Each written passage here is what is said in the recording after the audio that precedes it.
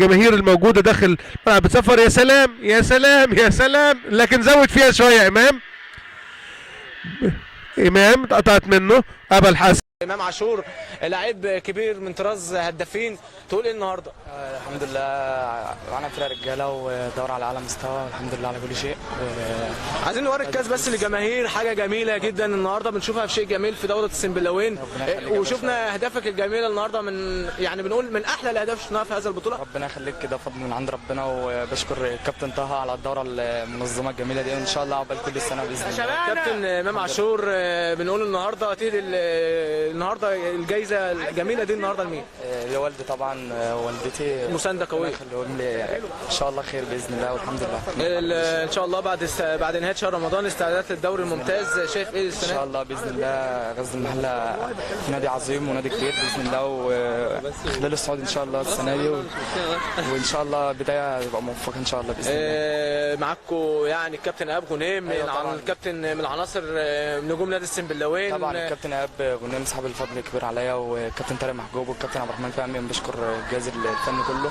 ان شاء الله بدايه تكون موفقه السنه دي، وهننزل لسه 1/7 ان شاء الله فتره الاعداد، وان شاء الله بالتوفيق لنادي غزل المحله. السنه الجايه مباراه يعني بيستعد دوري صعب، 6 فرق هيفضلوا في الممتاز. أيوة وكله اكيد طبعا ان شاء الله، وده مش مكان غزل المحله. ايوه طبعا مكان غزل المحله دايما ممتاز ومن زمان يعني، وهو كده بس الظروف يعني، والحمد لله يعني على كل شيء. بالتوفيق ان شاء الله.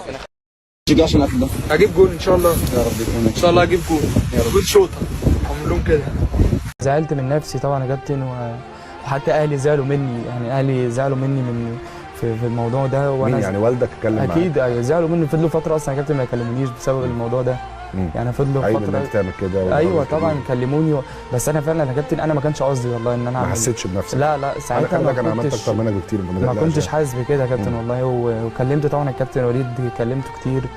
اخر المعسكر ده كلمت الكابتن شناوي وتواصلت مع الكابتن وليد، والكابتن وليد كلمني، ومفيش اي حاجه ما بيني وما بين الكابتن وليد خالص. ما تزعلش مفيش اي حاجه يا كابتن، انا بحترمه وهو تاريخ طبعا، تاريخ في النادي الاهلي كابتن كبير، ومفيش اي حاجه ما بيني وما بين الكابتن وليد. وبعتذر له تاني على الهوا ان انا ما كانش قصدي ان حاجه زي دي تحصل، وبعتذر للنادي الاهلي وجمهور النادي الاهلي على اللي حصل مني، ان انا ما كانش قصدي ان انا اعمل حاجه زي دي. واكيد مع الوقت بتعلم، يعني بتعلم من اخطائي اكيد. مش عارف ماشي بس خلاص حلو كده.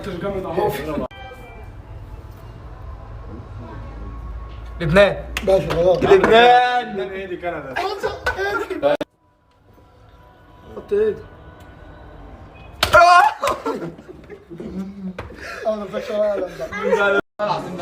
اللي حط ماني في جيبه اخويا المدفعجي، اخويا المدفعجي. وبعتذر للنادي الاهلي وجمهور النادي الاهلي على اللي حصل مني، ان انا ما كانش قصدي ان انا اعمل حاجه زي دي. واكيد مع الوقت بتعلم، يعني بتعلم من اخطائي اكيد. شايف انضمام عاشور للنادي الاهلي يضيف ازاي؟ طبعا لعيب مميز، لعيب عنده قدرات، مستنيين منك حاجه كبيره ان شاء الله.